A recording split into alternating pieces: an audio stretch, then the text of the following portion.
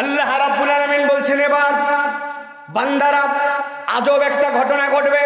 পর্দার ভিতরে ইমানদাররা সব বসে আছে, আর আমি ভিআইপি লোকেরা, ফার্স্ট ক্লাস কাস্টমার এখনো জান্নাতে যেতে পারে নাই, কিন্তু কাস্টমার তো ফার্স্ট ক্লাস। প্লেনে ওঠার পরে ফার্স্ট ক্লাসে উঠবে, এই জন্য তারা আগের থেকে এয়ারপোর্টেও ফার্স্ট ক্লাস। আপনি যদি রেল স্টেশনে প্রথম শ্রেণীর প্যাসেঞ্জার হন, তাহলে রেল স্টেশনে আপনার জন্য জেনারেল পিপলুকের সাথে বেঞ্চের মধ্যে বসা লাগবে না, প্রথম শ্রেণীর জন্য আলাদা বিশ্রামাগার আছে না? আল্লাহ রাব্বুল আমিন বলছেন, ওই ব্যক্তিগুলা সেখানে আরাম করছে। এমন সময় ওই ময়দানের যত মুনাফিক পুরুষ আর যত মুনাফিক নারী সবগুলা এসে ওই পর্দার সামনে দাঁড়ায় যাবে। যেই পর্দা দিয়ে আল্লাহ দাঁড় করাই দিয়েছেন, পর্দার সামনে সব গুড়া দাঁড়ায় যাবে।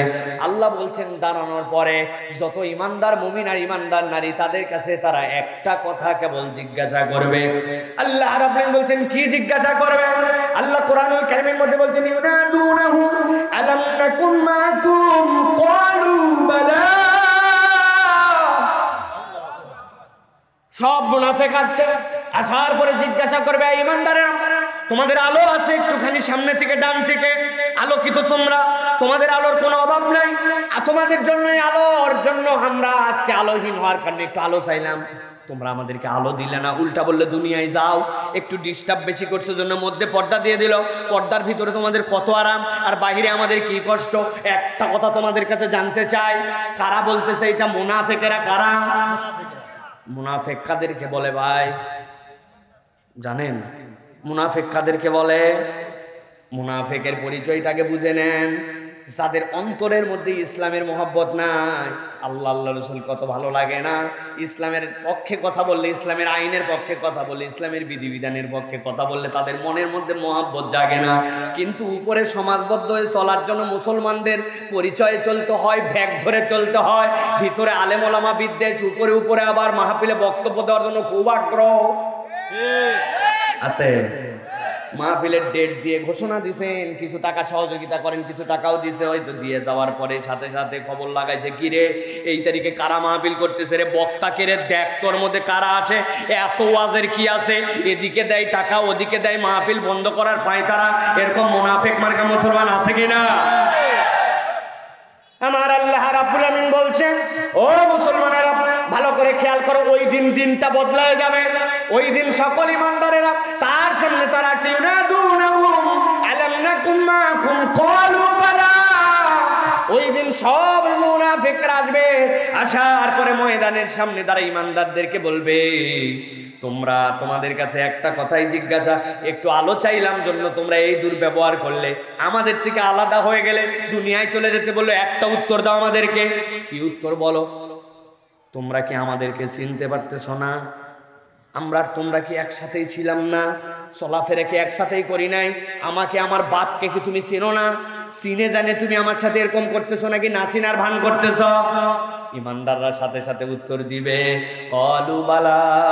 বলো কি, বলো কি, মনে করছো তোমাদেরকে চিনি নাই নাকি? আমার আল্লাহ আজকে তোমাদের বাপ দাদার পরিচয় সহ চিনাইছে, চিনার পরে আজকে তোমাদেরকে আমরা আলো দিতে পারতেছি না। গভীর মনোযোগ দেন। আল্লাহ রাব্বুল আমিন এবার বলছেন, ও দুনিয়ার মানুষ, এই ঘটনা বলে তোমাদের লাভ কি? তোমাদের দীক্ষা কি? তোমাদের শিক্ষা কি? এই ঘটনা তোমাদেরকে কেন আমি আল্লাহ জানালাম? আল্লাহ রাব্বুল আমিন বলছেন, যেই না ইমানদাররা বলবে ক্বালু বালা, এরপরে আয়াতে কারিমা নাই এই জায়গায়, কিন্তু ভাবটা দেখেন তো মিলে কিনা। তোমাদের কাছে অনেক আলো, কিন্তু আমাদের কাছে আলো নাই। আমরা একটু আলো চাইলাম, তোমরা আলো দিলে না, উল্টা আমাদের মধ্যে পর্দা দিয়ে দিলে। এখন জিজ্ঞাসা করলাম, আমাদেরকে কি চিনো না নাকি? তোমরা বলছো হ্যাঁ তোমাদেরকে চিনি। তাহলে চেনোই যেহেতু, আমাদেরকে একটু আলো দিলে সমস্যা কোথায়?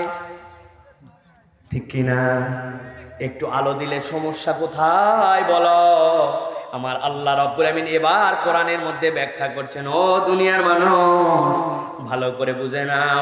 ওই সময় ইমানদাররা যখন বলবে ক্বালু বালা, তোমাদেরকে চিনি কিন্তু তোমাদেরকে আলো দিতে পারলাম না, এবার ইমানদাররা বলবে, ও মুনাফিকের দল, আজকে তোমাদের কাছে একটা জিনিস জানায় রাখতে চাই, এত আলো থাকার পরেও দুনিয়ার থেকে যে আলো পাইলে না, দুনিয়াতে তোমাদের 4টা অপরাধ ছিল, যেই 4টা অপরাধ থাকার কারণে তোমরা আজকের দিনে আলো হারা।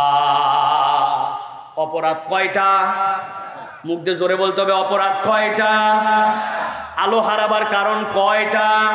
হাতগুলা রেডি করেন এরকম করে, আমি জিজ্ঞাসা করবো, হাত তুলে বলতে হবে আলো হারাবার কারণ কয়টা? দেখেন তো যুবকরা উঠাইছে কিনা, মুরব্বীরা না উঠালেও হবে, কিন্তু যুবকদেরকে উঠাতে হবে। হাত নামান। আলো হারাবার কারণ কয়টা? বলে হুজুর এলে কি শুরু করছে, এত বারবার হাত তোলাচ্ছে বলাচ্ছে, এটা বলার কারণ আছে ভাই। আমাদের অধিকাংশ ওয়াজ এখন বাড়িতে যায় না। কে বক্তা আসবে, খানিকক্ষণ হাসাবে, খানিকক্ষণ কাঁদাবে, একটা কিচ্ছা করবে, এরপরে গজল গাবে, বাড়িতে চলে যাবে। আপনারা বলবেন এ আসার পর ফাটায় ফেলছিল, ঠিক না? লোকজন জিজ্ঞাসা করছে কি ফাটাইছে, কইছে তা বলতে পারবো না, কিন্তু ফাটাইছিল। ফাটানোর দিন শেষ, এখন জোড়া লাগায় বাড়িতে নিয়ে যাওয়া লাগবে। মুনাফিকদেরকে ইমানদাররা এবার জানাবে আলো হারানোর কারণ হচ্ছে তোমাদের চারটা। কয়টা? এটা শুনে যাবো তো ইনশাআল্লাহ। এটাই হচ্ছে আমাদের চতুর্থ আয়াত, যেখান থেকে আল্লাহ রাব্বুল আলামিন এই প্যান্ডেলের মতো আমাদের ক্যারিয়ারের জন্য জোড়া দিবেন। তবে এই চার কারণ বলার আগে দুইটা প্রশ্নের উত্তর জিজ্ঞাসা করব, এই দুটার উত্তর দিলে আলোচনা সামনে যাবে, তাহলে বুঝবো আপনারা কথাটা বুঝছেন। ভালো করে উত্তর দেন। কিয়ামতের ময়দান কি কায়েম হয়ে গেছে? বুঝেন না মনে, আবার উত্তর দেন। কিয়ামতের ময়দান কি কায়েম হয়ে গেছে? আল্লাহ রাব্বুল আলামিনকে মুনাফিক আর মুসলমানদের পরিচয় এবং তারা কে মুনাফিকের দলে আর কে মুসলমানের দলে, এইটাকে আল্লাহ রাব্বুল আলামিন ঘোষণা করে দিয়েছে। তাহলে কিয়ামত হয় নাই, মুনাফিক এবং মুমিনদেরকে আল্লাহ পার্থক্য করেন নাই। আল্লাহ কত বড় দয়ালু যে ওই দিবস আসার আগেই আল্লাহ রাব্বুল আলামিন চারটা দোষের কথা অগ্রিম জানাচ্ছেন, যাতে তার একটা বান্দাও গাফেল না হয়, একটা বান্দাও যেন মুনাফিকের দপ্তরে নাম না লেখায়, প্রত্যেক বান্দা যেন বেঁচে যায়। এই জন্য আপনার আমার রবের নাম হচ্ছে রহমান, ঠিক কিনা? আল্লাহ রাব্বুল আলামিন বলছেন, এবার খেয়াল করেন, ইমানদাররা বলছে ইউনাদুনাহুম আলাম নাকুম মাকুম, এই ইমানদারেরা তোমাদের আলো আছে, আমরা জানতে চাই আমরা কি তোমাদেরকে যে আলো চাচ্ছিলাম আমরা কি অপরিচিত নাকি? ইমানদাররা বলছে ক্বালু বালা, না না তোমাদেরকে আমরা চিনি। এবার ইমানদাররা বলছে ওয়ালাকিন্নাকুম ফাতানতুম আনফুসাকুম ওয়া তারাব্বাসতুম ওয়ারতাবতুম ওয়া গাররাতকুমুল আমানি হাত্তা জাআ আমরুল্লাহ ওয়া গাররাকুম বিল্লাহিল গারুর। কিন্তু মুনাফিকেরা তোমাদের জীবনে দুনিয়াতে চারটা অপরাধ ছিল, এই চারটা দোষ থাকার কারণে তোমরা আজকের দিনে আলো হারা। এক নম্বর কি দোষ? আল্লাহ রাব্বুল আলামিন ইমানদারদের মুখ দিয়ে বলাচ্ছেন ওয়ালাকিন্নাকুম ফাতানতুম আনফুসাকুম, ও মুনাফিকের দল, দুনিয়ায় থাকা অবস্থায় এক নম্বর অপরাধ তোমাদের ছিল, তোমরা নিজেরাই নিজেদেরকে পরীক্ষার মধ্যে ফেলেছিলে। সেই পরীক্ষা আল্লাহ তোমাদেরকে দেয় নাই, এরকম পরীক্ষায় তোমরা নিজেরা পড়ছিলে। আল্লাহ তোমাদেরকে মুনাফিক হতে বলে নাই, তোমরাই মুনাফিক হয়েছিলে, ঠিক কিনা? নিজেরাই নিজেদেরকে আমরা পরীক্ষায় ফেলি কিনা একটু খেয়াল করলে বুঝতে পারবেন। কত জায়গায় যে উদাহরণ দেই, বন্ধু দুইজন একসাথে চলে, একজন সিগারেট ধরাইছে, ধরানো মাত্র সাইডে চলে গেছে, 5-7 হাত দূরে গেছে। এই তুই সিগারেট ধরাইছিস কেন? আমি তো সিগারেট সহ্য করতে পারি না, সিগারেটের গন্ধ শুনলে খুব খুব করে কাশে। ফাঁকে চলে গেছে, কিন্তু বন্ধুত্ব বাদ দেয় নাই। 1 দিন 2 দিন 3 দিন 10 দিন পার হওয়ার পরে যেই বন্ধু আগে সিগারেটের গন্ধ সহ্য করতে পারতো না, এখন বিড়িখোরের সাথে থেকে থেকে ও তার থেকে ডবল বিড়িখোর হয়েছে। রাগ করলেন আপনারা? এই পরীক্ষা তো আল্লাহ আপনাকে দেয় নাই, আপনি নিজে নিজে কেন এই পরীক্ষার মধ্যে ফেললেন? আল্লাহ রাব্বুল আলামিন বলছেন এটা তোমার জন্য বিরাট পরীক্ষা। বেনামাজির সাথে ঘুরে, ওর নামাজ পড়ার আগ্রহ আছে, কিন্তু যেই বাইকারের পিছনে ঘুরতেছে ওই বাইকার বেনামাজি। বলছে দোস্ত আমি এখানে নামাজটা আদায় করে নেই। বলছে তুই তোর নামাজ আদায় করলে কর, কিন্তু আমার কিন্তু ভাই থামার মতো সময় নাই, আমার এখন কাজ আছে, আমি কিন্তু এখন বেরোয় যাব। আমি এখন পাবনা রোডে যাব বাইক টেস্ট করার জন্য। কত টান উঠে আজকে অবরোধের মধ্যে, কত গিয়ার ওঠে। আসরের নামাজ প্রত্যেক দিন পাবি বেকুব, কিন্তু প্রত্যেক দিন রাস্তা ফাঁকা পাওয়া যাবে না। আছে না? সুন্দর করে আগেরটা নামাজি ছিল, কিন্তু এই বেনামাজির খপ্পরে পরে নামাজ থেকে দূরে চলে গেছে। আল্লাহ বলছেন এই পরীক্ষা আমি রব্বুল আমিন দেই নাই, তুমি নিজেই নিজেকে এরকম পরীক্ষার মধ্যে ফেলেছিলে। আপনার আমার সমাজে বাজে সংস্রবে মিশে বাজে মানুষের সাথে থেকে এইরকম বাজে হয়ে যাওয়া, নিজেদেরকে ইমানদার থেকে মুনাফিকের দিকে নিয়ে যাওয়া সন্তান আছে কিনা? এটা হলো একটা পরীক্ষা, নিজেরা নিজেদেরকে ফেলি। এটার আরেকটা ব্যাখ্যা আছে, আকীদাগতভাবে আমরা অনেক সময় নিজেরা নিজের পরীক্ষার মধ্যে ফেলে দেই। কোথায় যাচ্ছেন? বলছে বগুড়ার মহস্থানে যাচ্ছি। কোথায় যাচ্ছেন? আমি যাচ্ছি রাজশাহীর সামাকদুমে। কোথায় যাচ্ছেন? ইন্ডিয়ার আজমির শরীফে। কেন যাচ্ছেন? বাচ্চা হয় না, উমুকের শরীরটা খারাপ, উমুকের রোগ বালায় ভালো হয় না। বাবারে, তাহলে আপনি কই সামাকদুমে গেলে আর বগুড়ার মহস্থানে গেলে কি আপনার রোগ ভালো হবে নাকি? ওইখানে কি চিকিৎসা করে নাকি আল্লাহর ওলি? বলছে না না, আল্লাহর ওলি চিকিৎসা করবে কেন? ওই জন্য যাইও না, উনি ভালো মন্দ করতে পারে না। তো যাও কেন? বলে এই জন্য যাই, উনি বড় আল্লাহর ওলি, উনার কিছু করার নাই। কিন্তু উনার কাছে মান্নত দিলে, উনার কাছে কিছু দিলে উনি খুশি হয়। উনি খুশি হলে আল্লাহ খুশি হয়। আল্লাহ দেয়, কিন্তু একটু বাবার মাধ্যম দিয়ে দেয়, ওলিয়া উলিয়ার মাধ্যম দিয়ে দেয়। এরকম ইমানদার মুসলমান পাবনাতে নাই। ভালো করে মনে রাখেন, আপনি যদি এই ঈমান নিয়ে যান, আপনার ঈমান আর আবু জেহেলের ঈমানে পার্থক্য নাই। কেননা আবু জেহেলকেও জিজ্ঞাসা করছিল, তুমি লাতের কাছে, মানাতের কাছে, উজ্জার কাছে কেন যাও? বলছে ওরা কিচ্ছুই করতে পারে না, তো যাও কেন?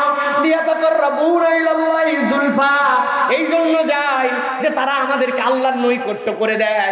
আল্লাহর বড় পছন্দের পয়গম্বরের প্রতিকৃতি, উনার কাছে মান্নত দিলে উনি খুশি হয়, উনি খুশি হলে আল্লাহ খুশি হয়। আল্লাহ দেয়, কিন্তু একটু লাত উজ্জা মানাতের মাধ্যমে দেয়। আল্লাহ বলছেন তোমার ঈমান আনা হয় না। এখন আপনি যদি মনে করেন আমার বিপদ আপদ অমুক তুমুক এগুলা তরানোর জন্য ওলি সাহেবের কাছে যাওয়া লাগে, তাবিজ নেওয়া লাগে, এইটার জন্য পীর সাহেবের মাজারে কিছু দেওয়া লাগে, এইটা করলে উনি কিছু করতে পারে না, কিন্তু বাবা একটুখানি খুশি হলে যদি আল্লাহ তকদির বুলন্দ করে দেয়, এইটা যদি আপনার ঈমান হয়, আপনার ঈমান আর আবু জেহেলের ঈমানে পার্থক্য নাই। ঠিক না? ভালো করে বুঝে নেন, এই পরীক্ষা আল্লাহ আপনাকে দেয় না। আপনি আল্লাহর কাছে যাওয়ার পরে বলবেন আল্লাহ আমি বুঝি নাই। কি বলবেন? অমুক পীর সাহেব আমাকে বলছিল, তুমুক হুজুর, আমি একটা মূর্খ মানুষ পাবনা এলাকার, আমি তো আগের থেকেই বলছিলাম যে আমি খাবুলে তো মাহালুকা নাকি। আল্লাহ আমি বুঝি নাই।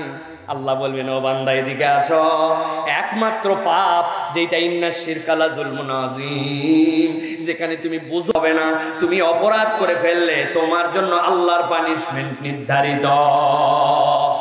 আপনার এলাকার কোনো একটা মানুষের কাশি হয়েছে, দোকানে গেছে, যাওয়ার পরে বলছে বাবা আমার কাশিতে তো অবস্থা খারাপ। কয় আপনাকে আপাতত একটা সিরাপ দিচ্ছে, এটা গায়ের মধ্যে 3 টান দিয়ে দিলাম, পড়ালেখা জানেন না, 3 চামচ করে খাবেন, 3 দিন খাওয়ার পরে এরপরে মেডিকেলে যায়েন। উনি 3 চামচের জন্য সিরাপ নিয়ে আসার পরে 1 চামচ রাত্রে খাইছে, সকালবেলা খাওয়ার জন্য জানালার কোনায় রেখে দিয়েছে। সকালবেলা উনার বাড়ির পাশে উনার বড় ছেলে যে সিমের ক্ষেত আছে, বেগুনের ক্ষেত আছে, ওইটাতে একটু ইন্ডিল স্প্রে করছে, যেহেতু পোকামাকড় ধরতেছে, কুয়াশা পড়তেছে, স্প্রে করার পরে সুন্দর করে ইন্ডিলের বোতলটা নিয়েছে, জানলার পাশে রেখে দিয়েছে। সকালবেলা তার বাড়িতে একটা 5-6 বছরের ছোট্ট মাসুম বাচ্চা আছে। আব্বারে ওইখানে ওষুধ রাখা আছে, জানিস? বলে জানিস মানে এক্ষুনি তোমাকে এনে দিচ্ছি। ঢালছে তো ঢালছে, ইন্ডিল ঢালছে 2 চামচ, ঢালে বাপের কাছে নিয়ে আসছে কাশের বদলে। ইন্ডিলের একটা গন্ধ আছে, কিন্তু কাশির ঠেলায় বাপ প্রথমে বুঝে নাই, ঢক করে আগে মারে দিয়েছে, পেটের মধ্যে চলে গেছে ইন্ডিল। এরপরে বুঝছে হায় হায়, এটা তো ওষুধ সিরাপ না, এটা তো ইন্ডিল। বুঝে থাকলে বলেন তো ভাই, ভুল করে যদি ইন্ডিল খায় তাহলে ওই লোকের উপকার হবে না ক্ষতি হবে? বুঝে বলছেন আপনারা? ভুল করে ইন্ডিল খেলে ওই লোকের উপকার হবে না ক্ষতি হবে? দেরু ভাই উল্টা পাল্টা বলেন কেন?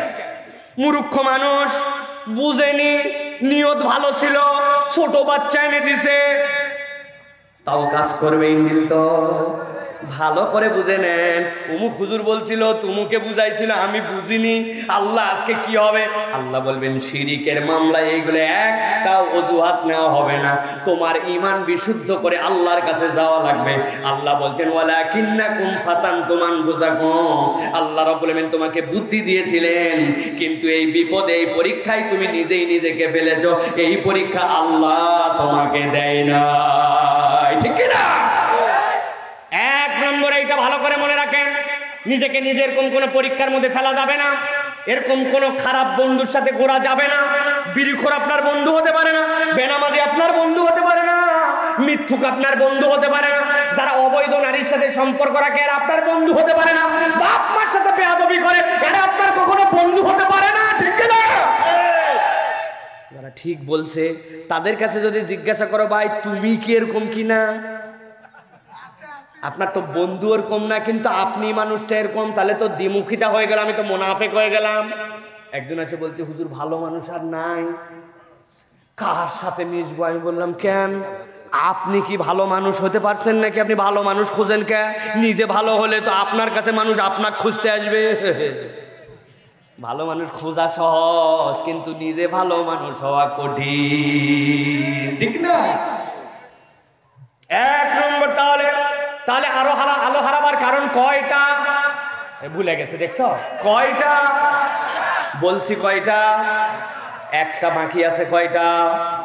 চলবে, ভালো করে খেয়াল করেন। আল্লাহ রাব্বুল আমিন বলছেন এবার 2 নম্বর কারণটা বান্দারা জেনে নাও। ওই দিন যখন ইমানদারদের আলো মুনাফিকদের আলো নাই, ডিস্টার্ব করার কারণে পর্দা পড়ে গেল। আমাদেরকে কি চিনো না? চিনি তোমাদেরকে, কিন্তু চেনার পরে আজকে আলো নাই। তোমাদের 2 নম্বর কারণ কি? ইমানদাররা তাদেরকে বলবে ও তারাব্বাসতুম, তোমাদের 2 নম্বর কারণ আজকে আলো হারানোর, তোমরা দুনিয়ার বুকে দীর্ঘসূত্রিতার জীবন যাপন করতে, ইসলামের দিকে আসতে তোমরা নানান অজুহাত দিয়ে শুধুমাত্র অজুহাত তালাশ করতে। আপনার আমার সমাজে ইসলামের দিকে আসার জন্য অজুহাত তালাশ করে, নানান কারণ দেখায় দেরি করে। এইরকম মুসলমান আছে কিনা? খবরদার আছে বলবেন না, বলেন আমরা। এই বাচ্চা চলো মসজিদে যাও আমার সাথে। ইমাম সাহেব হাত ধরছে, 10 ধাপ পর্যন্ত গেছে, যাওয়ার পর ইমাম সাহেবের দিকে উল্টা ঘুরে দাঁড়াইছে। ইমাম সাহেব কি হয়েছে রে? ইমাম সাহেব একটু ঘাবড়ে গেছে, এমন ভাবে ইমাম সাহেব বলছে উত্তেজনা নিয়ে, কি হয়েছে রে? বলছি ইমাম সাহেব আজকে কি বার? বলছে কেন? মঙ্গলবার। বলছে হুজুর বুধবার, বৃহস্পতিবার, জুম্মার দিন থেকে কেমন নামাজ ধরি আমি দেখেন। বাবারে, তোর মঙ্গলবার কোথায় গেল, বুধবার কোথায় গেল, বৃহস্পতিবার তুই জুম্মা পর্যন্ত ঠেলে নিয়ে গেলি কেন? এরকম জুম্মা ঠেলতে ঠেলতে, জুম্মা ইনশাল্লাহ বলতে বলতে ইনশাল্লাহ চিল্লা লাগায়, তারপরে মসজিদে যায় না। এইরকম ঠেলা দেওয়া মুসলমান আছে কিনা? আবার বলে আসে, বলেন আমরা। আসে অপরের ঘাড়ের উপর দিয়ে পার করার ধান্দা। হুজুর দেখেন এবার রমজান মাস থেকে আমি কেইসা হুজুর হয়ে যাই। কিরে তোর রমজান মাসের আগে যে 3 মাস, এই 3 মাসের হিসাব দিবে কে? রমজানে হুজুর হবে বলে এরকম কত রমজান পার হলো খবর নাই, আছে কিনা? অনেকগুলা মুরব্বী আছে এখন পর্যন্ত হজে যায় না, কি ব্যাপার? টাকা পয়সা সব হয়ে গেছে, কই এখনো ব্যবসা পাতি সবকিছু হিসাব চুকাতে পারি নাই। শেষ বয়সে হজ করে দেখেন কেইসা হুজুর হয়, আছে না? আমার জীবনে অভিজ্ঞতা আছে। আমি যখন প্রথম হজে যাই তখন আমার বয়সটা একদম ছোট। এয়ারপোর্টে মুরব্বীরা আমাকে ধরছে, আরে এইটুক বাচ্চা এহরামের কাপড় পরে কোথায় যাচ্ছে রে? হজে যাচ্ছে। আমাকে সবাই মিলে ধরে বলছে বাবা তুমি হজে যাচ্ছ? আমি বলে জি। বলছে তুমি কি হজের যে যাচ্ছ হজ ধরে রাখবে কিভাবে? আমি বললাম 2টা বড় বড় ব্যাগ নিয়েছি। বলছে ব্যাগের মধ্যে হজ ধরে রাখা যায় নাকি? বেকুব কোথাকার। আসলে তো আমি ব্যাগ নিছি বই কিনে আনার জন্য, কিন্তু মুরব্বীরা বলছে আরে বাবা ওইটা বোঝানোর জন্য বলি নাই, এখনো বিয়ে শাদী করিস নাই, এখনো ব্যবসাপাতি দুনিয়াদারি কত ধোকাবাজি মিথ্যা হেই সেই বাকি আছে। এখন যাওয়ার পরে এগুলো শুরু করলে হজ ধরে থাকবে না। দেখতেছো না আমাদেরকে, আমরা শেষ বয়সে একবারে সব করে এখন যাই ওখানে মাপ সাপ নিয়ে আসে পাক্কা হুজুর হাদিস আছে না? আমার আল্লাহ রাব্বুল আমিন বলছে আপনি হজের জন্য মিথ্যা ছাড়তে অপেক্ষা করলেন, আপনি হজের জন্য ধোঁকাবাজি বাদ দিতে অপেক্ষা করলেন, আপনি এখনো হজ করেন নাই জন্য দোকানের মধ্যে 1 নম্বরের সাথে 2 নম্বর মিশায় চললেন, আর অপেক্ষা করে করে মনে করলেন হজে যায় সব মাপ নিয়ে যাব। আল্লাহ বলছেন ওয়া তারাব্বাসতুম, তোমাদের এই অপেক্ষা করানোর কারণে কিয়ামতের দিনে তোমরা আলো হারাতে পারো, ঠিক না?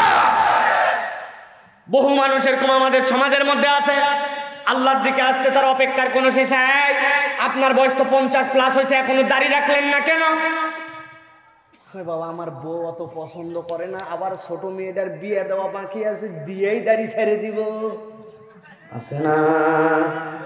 একটা নবী রাসূলের দাড়িহীন ছিল না। আপনি আপনার যত বড় মানুষই হন, যত বড় বুজুর্গানে দিন হন, কবরে আপনার সাথে কোনো সুন্নাত যাবে না। কিন্তু আপনি এইটাকে আমলের মধ্যেই নিলেন না। আমি ওসিয়ত করে গেছি মরে যাওয়ার পরে আমার যেন মাথার পাগড়ি পরানো হয়, গায়ের মধ্যে জুব্বা দিয়ে যেন কবর দেওয়া হয়। আমি মারা যাওয়ার পরে এই ওসিয়ত কেউ মানবে ভাই? কেন ভাই? মানলে কি হবে? পাগড়ি পরা খারাপ, জুব্বা পরা খারাপ? বলবেন না, ইসলামের একটা নিয়ম আছে, ওই ফাড়া পোশাক পরতে হবে, মাথায় কোনো পাগড়ি চলবে না, এটা ইসলামের নিয়ম। তার মানে আপনি যত সুন্নতওয়ালা হন, আপনার কোনো সুন্নত কবরে যায় না, কেবল একটা যায়। যদি আপনি বালেক পুরুষ হন আর দাড়িটা আল্লাহ দেয়, তাহলে আপনার কবরে আপনার দাড়ির দায়মে সুন্নাত কবরে যায়। কবরে যাওয়ার পরে জিজ্ঞাসা করা হবে মান রব্বুকা, 2 নম্বর ওয়ামান নাবিয়ুকা, অথবা জিজ্ঞাসা করা হবে ওমান হাযার রাজুলুল্লাযী বুইসা ফী কবরি, যেই ব্যক্তিটাকে কবরে পাঠানো হয়েছে নাকি চিনো নাকি? আপনার নবী আসবে এত বড় দাড়ি নিয়ে, দেখতে পাবেন আপনি তাকে আল্লাহ যে প্রক্রিয়ায় দেখান, আর আপনার উম্মতের মুখে দাড়ি নাই, আল্লাহর নবীর সামনে মিলবে কেমন করে?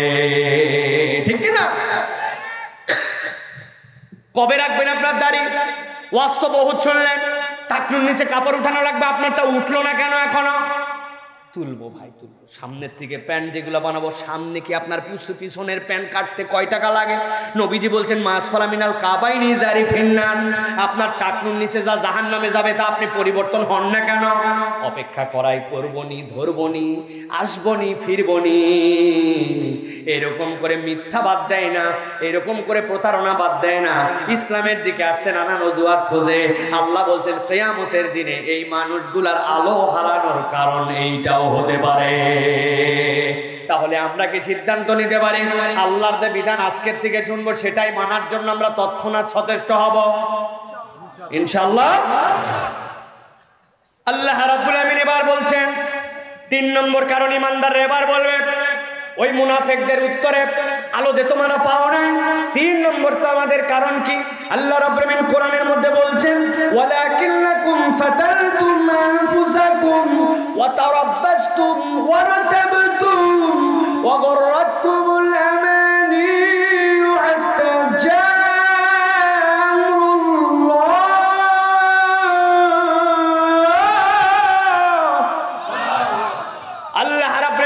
তিন নম্বরটা সবচেয়ে সাংঘাতিক অপরাধ, ওয়ারতাবতুম। আল্লাহ রাব্বুল আমিন বলবেন, ও মুনাফিকের দল, ইমানদাররা জানায় দাও, এত আলো থাকার পরে তোমাদের আলো নাই, তার কারণ হচ্ছে তোমরা আল্লাহর বিধানে সন্দেহ করতে। কি করতে? উত্তর দিতে হবে। যে কয়জন আছেন একযোগে উত্তর দেন, আমরা কি আল্লাহর কোনো বিধানে সন্দেহ করে?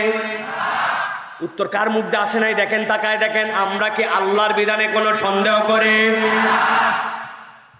ইচ্ছা করে জোরে বলাইছি মাইকালা ভাই, এমনি এমনি না, বলছি তো আল্লাহর বিধানে সন্দেহ করি না। এবার একটু হিসাব মিলায় দেখব আল্লাহর বিধানে আমরা সন্দেহ করি কি করি না। আপনার দিকে বিয়ে শাদী হয় ভাই? হয়। ভাইয়ের বিয়ে, বোনের বিয়ে, খালাতো ভাই বোনের বিয়ে, নানান বিয়ে আছে কিনা আমাদের? ইসলামের বিয়ের ধরন কি? ইসলামের বিয়ের ধরন ইজাব আর কবুল। এর মধ্যে আপনার জন্য দেনমোহর, আউলি মোলাও বিশাতিন, ছেলের বাড়িতে একটা অলিমার অনুষ্ঠান। ইসলামের বিয়ে শাদী শেষ, আনন্দ থাকবে, এর মধ্যে বিনোদন থাকবে, খুশি হবে, খাওয়া দাওয়া হবে। কিন্তু ইজাব, কবুল, দেনমোহর আর খাওয়া দাওয়া ছেলের বাড়িতে, ইসলামের বিয়ে শেষ। কিন্তু আপনাদের এলাকায়, বাংলাদেশ এলাকায় এখন বিয়ে হচ্ছে, এইগুলার সাথে সাথে আগের 3 দিন আগে হলুদ সন্ধ্যা, তার আগে মেহেদি সন্ধ্যা, তার আগে গোসল সন্ধ্যা, এরপরে 5 দিন আগের থেকে এলাকার সবচেয়ে বড় ডেক কোম্পানি ভাড়া করে, বলছি না মাইকালার নাম বলবো, উনার দোকান থেকে ডেক নিয়ে আছে, এলাকার মধ্যে আছে ভাই। আপনি গেছেন হাজি সাহেব, নামাজি সাহেব, আপনার এলাকার গান বাজনার ঠালায় তো অস্থির করছে। মানুষের বিয়ে জীবনে একবারই হয় রে বাপ, চ্যাংরা প্যাংরা একটু করুক, আছে না? আপনি তার মানে কি বুঝালেন? ইসলাম যে ইজাব কবুল, ইসলাম যে আপনার জন্য বিয়ের মধ্যে যতটুকু আনন্দ দিয়েছিল আপনার জন্য ফুলফিল হয় নাই। ওইখানে গেছে, যাওয়ার পরে ডিসপ্লে সেন্টার আপনাদের এলাকায় আছে ভাই? ডিসপ্লে সেন্টার কোনটা ভাই? Community centre. ওইখানে যাওয়ার পরে বসায় দিছে ভাবি সাহেবাকে, ওই ভাবি একটু করেন, তুই কে রে? কই আমি এলাকা তো দেবর। বুঝছেন তো, আপন না, পাড়া তো না, জেলা তো না, এলাকা তো। আসার পরে সেখানে সেলফিবাজি একজনের, ভাই মোহরম গায়ে মোহরমের মামলা আছে, তুই ছবি তুলতে পারবি না, ইসলামে এটা নাই, নাচানাচি করছে, নাচানাচি করা যাবে না, বেপর্দা হওয়া যাবে না, ঠিকঠাক মতো করা লাগবে, ছেলেদের মেয়েদের ফ্যামিলি একসাথে হলেও যান, আপনার বউ আপনার জন্য, কিন্তু অন্যের বউ তো আপনার জন্য না, আলাদা পর্দা দিয়ে খাওয়া লাগে। কি এইগুলো শুরু করছে রে? একটু নাচানাচি করা যাবে না, লাল পানি নীল পানি খাওয়া যাবে না, একটু বিনোদন করা যাবে না, একটু ছবি তোলা যাবে না, ইসলামের মধ্যে খালি না না না না। কিসের ইসলাম রে? পাশের থেকে যে কয়টা বদমাইশ ছিল ওরাও বলতে ঠিকই বলছিস দোস্ত, আছে না? আমি বানানো কোনো কথা বলছি না প্রিয় ভাইয়েরা, আমার আল্লাহ রাব্বুল আলামিন বলছেন ওয়ালাকিন্নাকুম ফাতানতুম আনফুসাকুম ওয়া তারাব্বাসতুম ওয়ারতাবতুম। তুমি ডিক্লার দেও নাই, কিন্তু তোমার আচরণে প্রমাণ হয়েছে ইসলামের বিধানের উপরে তুমি সন্তুষ্ট ছিলে না, ঠিক না? আল্লাহ রাব্বুল আলামিন বলছেন যারা ইসলামের বিধান এরকম সন্দেহ করবে, ওই দিন আইসো তুমি, তারপরে খেলা টের পাবে, আলো তোমার কপালে জুটবে না। তুমি তো লেবাস পোশাকে ইমানদার আর মুমিনের ভার ভাক্কা নিয়েছিলে, কিন্তু প্রকারান্তরে তুমি মুনাফিকের দপ্তরিতে নাম লেখায় ফেলছো, আছে কিনা? এই ভাই সুদ ছেড়ে দেন। বলছি সুদ ছাড়া কি এখন আবার চলা যায় নাকি? এখন সব কাজের মধ্যেই সুদ লাগে, ব্যাংক ঋণ নিলে সুদ লাগে, এক্সপোর্টে সুদ লাগে, ইম্পোর্টে সুদ লাগে, মানি ট্রান্সফারে সুদ লাগে, সব জায়গায় সুদ ছাড়া চলা যায় নাকি? মুরব্বী এত বড় দাড়ি রেখে হুজুর হয়ে গেছে, দাড়ি পাকে গেছে, হাতে তসবি নামে না, কিন্তু দাদনের ব্যবসা করে টাকা লাগায়, এইরকম মুসলমান আছে কিনা? কত জায়গায় যে আমি বলি, বিকালে একজন যায় বলছে ভাই 1,000 টাকা দেন, হাতের টাকা নেই, দেন চাষা 1,000 টাকা জরুরি ইমার্জেন্সি, নাই বললাম হাতের টাকা। চাষারে এত ঝাঁকি মারেন কেন? মনে করছেন কি এমনি টাকা নিব নাকি? আজকে যদি দেন শুক্রবারে 1,000, আগামী মঙ্গলবার দিন 1250। বেকুব কোথাকার মানুষের হাতের টাকা থাকে নাকি? বাড়ির চল, বাড়িতে নিয়ে চলে আসছে, আসার পরে 1,000 টাকা বের করে দিছে, বের করে দেওয়ার পরে বলছে শুন, আল লাগবে নাকি বল, তোর চাষিও কিন্তু এই ব্যবসা করে, তবে যা করবি তাড়াতাড়ি কর, আমি কিন্তু মাগরিবের নামাজ জামাতে যায় ধরবো, আসরের নামাজের পরে এসে দাদনে টাকা লাগায়া আবার মাগরিবের নামাজ ধরার জন্য পেরেশানি দেখায়, এইরকম মুসলমান আছে কিনা? অনেকের গায়ের মধ্যে লেগে গেছে, জ্বলে উঠছে এই জন্য। হুজুর এইগুলা কি বলতেছেন আপনি? এই কথা শোনার জন্য মসজিদে দান করছিলাম, আছে না? প্রিয় মুসলমান, আমার কথা হলে তো আপনি ঠাড়ায় আমার থাপ্পড় দিতে পারবেন। আমার আল্লাহ বলছেন তোমার আচরণের বান্দা বোঝা যায়। আমি আল্লাহ বললাম আলিয়াউমা আকমালতু লাকুম দীনাকুম, দিনকে পূর্ণ করে দিলাম, রাদিতু বিল ইসলাম রাব্বান, আমি আমার রব আর দিনের প্রতি সন্তুষ্ট। এটা মুখের কথা, কিন্তু অন্তরে বলে না সুদ ছাড়া চলা যায় না, এইটা লাগে। তার মানে আপনি আল্লাহর দিনের ব্যাপারে সন্দেহ করেছেন, আপনার নাম ইমানদারের তালিকায় নাই, মুনাফিকের দপ্তরে, ঠিক না? এটা কি সারা লাগবে না? এটা নিয়েই চলবেন? হ্যাঁ, ভালো করে বোঝেন। এই পর্যন্ত যা বললাম এটা তো সামাজিক। অনেক বড় বড় লিডার আছে, অনেক বড় বড় ব্যক্তিত্ব আছে, নামাজের ইসলাম ভাল লাগবে, রোজার ইসলাম ভাল লাগবে, কিন্তু যেই না বলা হবে ইসলামের প্যানাল কোড আছে, ইসলামের দণ্ডবিধি আছে, চোরের হাত কাটার বিধান আছে, জেনাকারের শাস্তি আছে, রাস্তার টাকা মারে খালে বিচার আছে, জাতির পিস পেটের মধ্যে ঢুকালে বিচার আছে, রড 5টা দেওয়ার জায়গায় 2টা দিলে আপনার জন্য আল্লাহর আদালতে যেরকম ফায়সালা আছে দুনিয়াতে ইসলামিক বিচারেও আপনার বিচার আছে।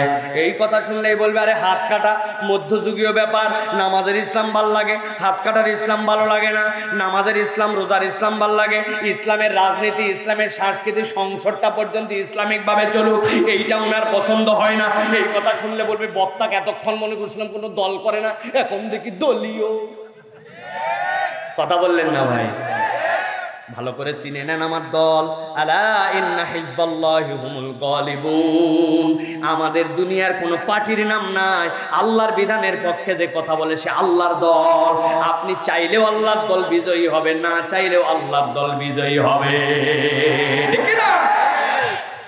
ওদের এক একটা ট্যাঙ্কের দাম বাংলাদেশি টাকায় 1000 কোটি টাকার উপরে।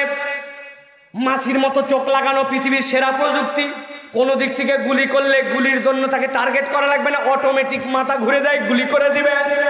কিন্তু ছোট্ট একটুখানি ইউরিয়া সার দিয়ে বানানো এক ধরনের রকেট লঞ্চার কান্দের মধ্যে নিয়ে ওই যোদ্ধাগুলা যখন ওই ইসরায়েলের ওই ট্যাঙ্কের মধ্যে মারে, আল্লাহর ফজল কেমন, আল্লাহর সাহায্য কেমন, ওইগুলো এক একটা 1000 কোটি টাকার, এদেরটা কয়েক হাজার টাকা, ওইটার সামনে এই ট্যাঙ্কগুলা পর্যন্ত অকেজ হয়ে পড়ে থাকে।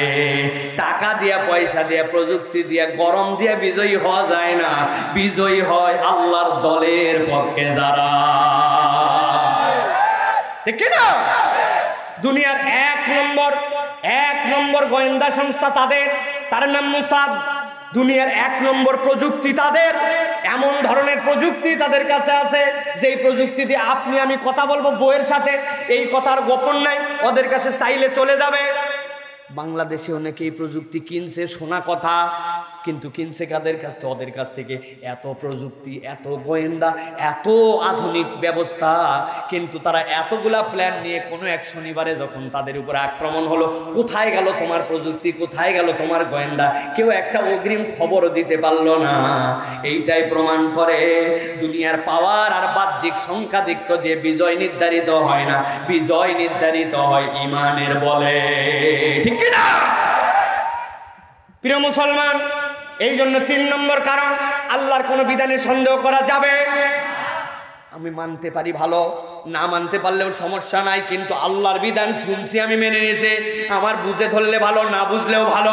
আল্লাহর বিধানের উপর কোনো বিধান নাই, সেটা অর্থনীতি হোক, সমাজনীতি হোক, আদর্শ হোক, নামাজ হোক, ইবাদত হোক, আল্লাহর যা হুকুম সবগুলো আপনি যদি স্বীকার করেন তবে আপনি ঈমানদার, নচেত কিন্তু মুনাফিকের দপ্তরে নাম চলে যাবে। এই জন্য বুঝে না বুঝে কখনো আল্লাহর কোনো বিধান নিয়ে কোনো মন্তব্য করা যাবে না। ঠিক কি না? 4 নম্বর সর্বশেষ কারণ, ভালো করে খেয়াল করেন, আল্লাহ রাব্বুল আলামিন বলছেন ঈমানদাররা তাদেরকে জানাবেন, ওয়া গররাতুমুল আমানি হাত্তা জা আমরুল্লাহি ওয়া গররাতুম বিল্লাহিল গরুর।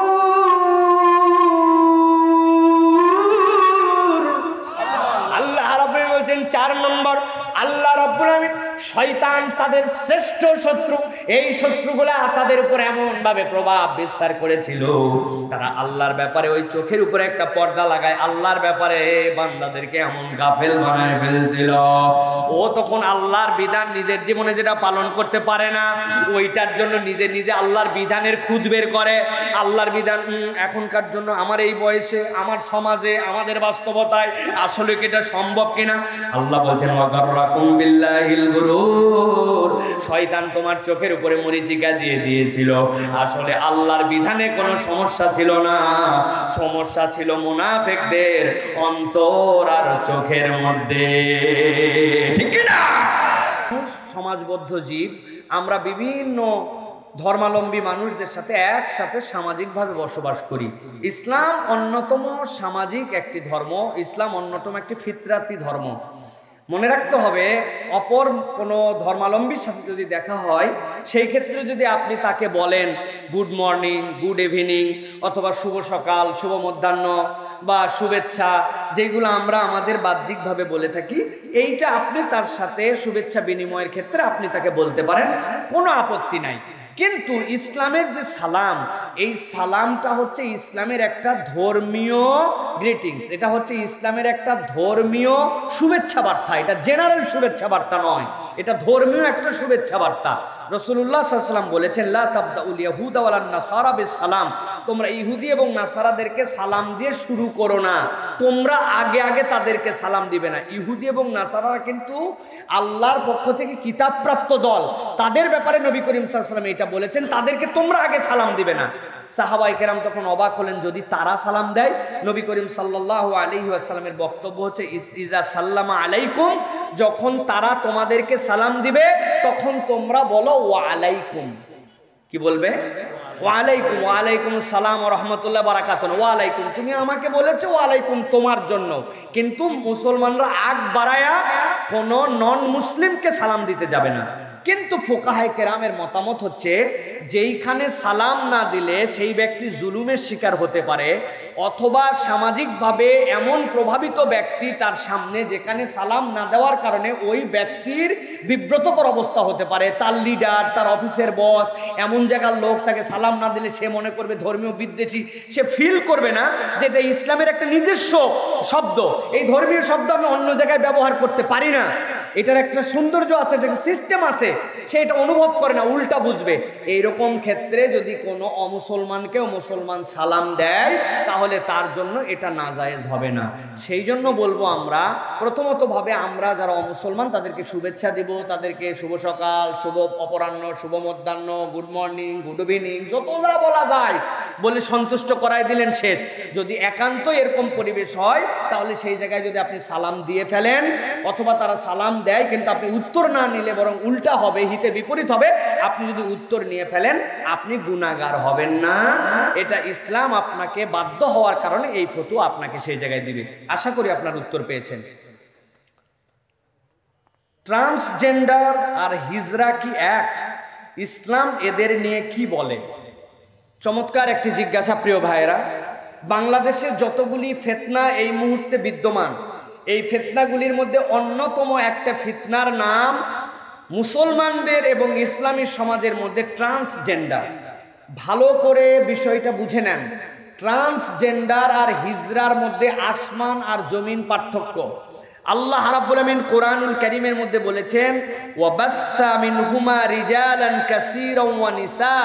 আল্লাহ সূরা নিসার মধ্যে বলেছেন তোমাদের মধ্যে আমি রব্বুল আলামিন পুরুষ এবং নারী সৃষ্টি করেছি, কিন্তু আল্লাহ কোনো জায়গায় বলেন না আমি তোমাদের মধ্যে হিজরা সৃষ্টি করেছি, ট্রান্সজেন্ডার নামে কিছু সৃষ্টি করেছি। এটা বলার উদ্দেশ্য হুজুর তাহলে হিজরাদের হুকুম কি হবে? হিজরাদের হুকুম হচ্ছে আকরাবু ইলার রিজাল আও আকরাবু ইলান নিসা। কোন হিজরায় পূর্ণাঙ্গ হিজরা বলে কিচ্ছু না, হয় সে পুরুষের দিকে অগ্রগামী কিন্তু পূর্ণ পুরুষ না, অথবা নারীর দিকে অগ্রগামী কিন্তু পূর্ণ নারী নয়। তার অঙ্গ ডাক্তারি পরীক্ষা করতে হবে, অঙ্গ যদি পুরুষের মতো হয় কিন্তু পূর্ণ পুরুষের মতো সক্ষম অঙ্গ নয়, তার যাবতীয় মেরাজ, হুকুম, কবর, দাফন, মুহরেম, নন মুহরেম, পর্দা সবগুলার বিধান পুরুষের মতো হবে। আর অঙ্গ যদি নারীদের মতো হয় কিন্তু ওই গোপনাঙ্গটা নারীর দিকেও পূর্ণ নয়, তাহলে তার ফতোয়াটা নারীর দিকে যাবে। এখন উনার অঙ্গ মহিলাদের মতো নয়, পুরুষদের মতো, কিন্তু মহিলাদের মতো ভাব বক্কর মেকআপ চক্কর করে উনি হিজরা সেজে ঘুরে বেড়াচ্ছেন। এইটা শরিয়া সম্মত রাষ্ট্র থাকলে শরীয়তের একদল ডাক্তার পরীক্ষা করে এটার জন্য ফায়সালা করবেন, তখন এই পায়তারা করার কোনো সুযোগ নাই। বর্তমান হিজরারা হিজরা নাই, হিজরারা বর্তমানে বাংলাদেশে অন্যতম শ্রেষ্ঠ চান্দাবাজ। এক নম্বর বিষয়। দুই নম্বর বিষয় প্রিয় ভাইরা, ট্রান্সজেন্ডার কি? ট্রান্সজেন্ডার আর হিজরা এক জিনিস নয়। ট্রান্সজেন্ডার হচ্ছে আজব এক পদ্ধতির নাম, মানসিক বিকারগ্রস্ত, এবং ইসলামী সমাজে এইটার দ্বারা মূলত কলুষিত করার জন্য একদল উঠে পড়ে এটাকে সামাজিক বৈধতা দেওয়ার ক্ষেত্রে অগ্রগামী। আমি পুরুষ কিন্তু আমার মন মেয়ে মেয়ে, আমি পুরুষ হলেও আমার অঙ্গ পুরুষাঙ্গ 99.99% পুরুষের মতো, কিন্তু আমার মন বলে আমি নারী। এই হিসাবে আমি নিজেকে নারী ঘোষণা দিয়েছি। আজকে বাংলাদেশে দুইটা সফলতার কথা পত্রিকায় এসেছে, ভেবে দেখেন। 90% মুসলমানের দেশে তারা এটাকে সফলতা বলতেছে। কি হয়েছে? একজন ট্রান্সজেন্ডার যিনি পুরুষ কিন্তু নারী নারী ভাবেন, ভেবে এখন নারী নারী অঙ্গভঙ্গি নিয়ে শাড়ি কাপড় পরে মেকআপ করে নারীর অবয়বে আছেন। তিনি এর আগে নারী হোস্টেলে উঠতে পারছিলেন না, এই জন্য নারী হোস্টেলে এই প্রথম তাকে উঠার সুযোগ দেওয়া হয়েছে। 2 নম্বর, নারীদের এক সুন্দরী প্রতিযোগিতায় ট্রান্সজেন্ডার যিনি পুরুষ কিন্তু নারী ভাবেন নিজেকে, এই ভাবার কারণে তাকে নারী প্রতিযোগিতায় সৌন্দর্যের বিবেচনায় তাকে পুরস্কৃত করা হয়েছে। প্রিয় ভাইয়েরা, ইসলাম বলে এইটা একটা ফিতনা, এবং যারা এইটা করবে তাদের জায়গা পাগলাগারদে নয়, মানসিক হাসপাতালে নিয়ে তাদের জন্য ট্রিটমেন্ট করতে হবে। এর বাইরে কোনো নারীর মনে মনে পুরুষ ভাবা, কোনো পুরুষের মনে মনে নারী ভাবার দ্বারা কোনো রকম এরকম ট্রান্সজেন্ডার হয়ে যাওয়ার মতো ইসলামী শরীয়তে কোনো সুযোগ নাই। ঠিক কিনা? এটা একটা ধাপ্পাবাজি, এটার দ্বারা সমাজের মধ্যে ফিতনা ছড়ানো হচ্ছে। এটাকে অনুমোদন দেওয়ার জন্য নতুন করে বিল তোলা হবে। সমকামিতার যেরকম বিল আসতেছে, পুরুষ পছন্দ করে পুরুষকে বিয়ে করতে পারবে, নারী পছন্দ করে নারীকে বিয়ে করতে পারবে। নতুন একটা ফিতনার নাম, পুরুষ হওয়ার পরে সে নিজেকে বলতেছে আমার মন বলে নারী নারী, অতএব নারী, অতএব এটা তার মানসিক সমস্যা, এদের জন্য মানসিক হাসপাতাল লাগবে, কিন্তু এটার কোনো বৈধতা দেওয়ার কোনো সুযোগ নাই, ঠিক কিনা? সচেতন হতে হবে আমাদেরকে প্রিয় ভাইরা। আমি ভাইকে বলতেছি, ভাই আমার মনে হয় এই হাটটা নাই। ভাই একটু ধরেন দেখি, ভাই আপনারা কি মনে হচ্ছে আছে না নাই? আমি মনে মনে বলতেছি নাই, আপনি কিসের আছে বলতেছেন? আমার মন যা বলবে তাই হবে। তাই আপনি বলবেন আপনার মানসিক ডাক্তার দেখান, আপনার মনের সমস্যা আছে, আমরা দেখতেছি হাত আছে, আপনি বলতেছেন হাত নাই। ও বেটা পুরুষ, ওর অঙ্গ পুরুষ, ওর সব পুরুষ, কিন্তু ওর মন বলে আমি নারী নারী। তাহলে আসলে কি নারী না ওর মানসিক সমস্যাধারী? তীব্র আন্দোলন এবং প্রতিবাদ করতে হবে এর বিপক্ষে। এটা একটা শয়তানি ফিতনা। শয়তান নানান দিক দিয়ে ইসলামের বিপক্ষে নানান কিছু বলে বলে এইরকম করে মুসলমানদের মধ্যে ফিতনা ছড়াতে চায়। এটা একটা নব্য ফিতনার নাম। প্রত্যেকের জায়গা থেকে বলতে হবে ট্রান্সজেন্ডার নামে কিছু নাই, এরা মানসিক রোগী। মানসিক রোগীদের চিকিৎসা হোক, ইসলামও চায় পাগলাগারদে দিয়ে অথবা মানসিক হাসপাতালে দিয়ে। এটার কোনো অনুমোদন হতে পারে না। যারা অনুমতি দিবে বোঝা যাবে তখন সমাজের প্রত্যেকটা রন্ধে এই পাগলামো ঢুকে গেছে, ঠিক কিনা? আল্লাহ আমাদেরকে বোঝার তৌফিক দান করুক। এই ট্রান্সজেন্ডার নামে ধোঁকা থেকে বাঁচার চেষ্টা করুক। এইটার উপরে কথা বলার জন্য আমাদেরকে অগ্রগামী হতে হবে। আল্লাহ আমাদেরকে বোঝার তৌফিক দান করেন, বল আল্লাহুম্মা আমিন। সামিউল হোসাইন সামি, হ্যাঁ নাম রাখা যাবে। এই নাম রাখা যাবে কিনা? হ্যাঁ নাম রাখা যাবে। এটা হোসাইন রাসূলুল্লাহ সাল্লাল্লাহু আলাইহি ওয়াসাল্লামের নাতির নাম ছিল, সেই হিসাবে এই নাম রাখা যাবে, বৈধ আছে। আল্লাহ রাব্বুল আমিন আজকে আমরা যা শুনলাম, আসলাম, বসলাম, দীর্ঘ সময় হয়ে গেছে। বলছি 40 মিনিট, কিসের 40 মিনিট? 12:30টার কাছাকাছি হয়ে গেছে। আমার ভাইরা তারপরেও থাকলেন।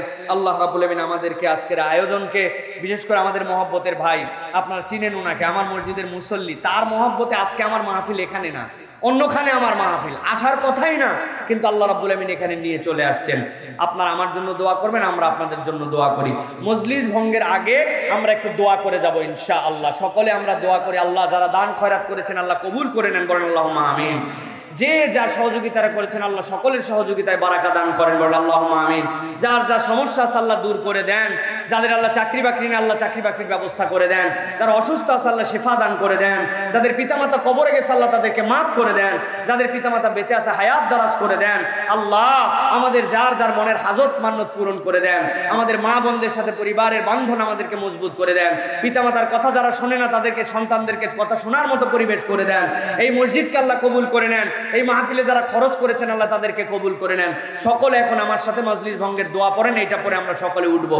সুবহানাকাল্লাহুম্মা ওয়া বিহামদিকা আশহাদু আল্লা ইলাহা ইল্লা আনতা আস্তাগফিরুকা ওয়া আতুবু ইলাইক। আসসালামু আলাইকুম ওয়া রাহমাতুল্লাহ। এবার আপনারা সালাম দেন আমাকে। ওয়া আলাইকুমুস সালাম ওয়া রাহমাতুল্লাহি ওয়া বারাকাতুহু।